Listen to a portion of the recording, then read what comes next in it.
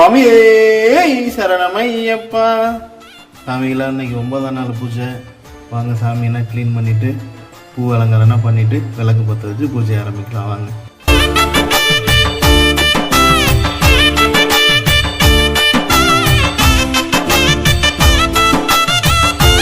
சாமிங்க எல்லாமே நம்மள்கிட்ட வந்து ஃபோட்டோ ஃப்ரேம் வாங்கியிருக்காங்க.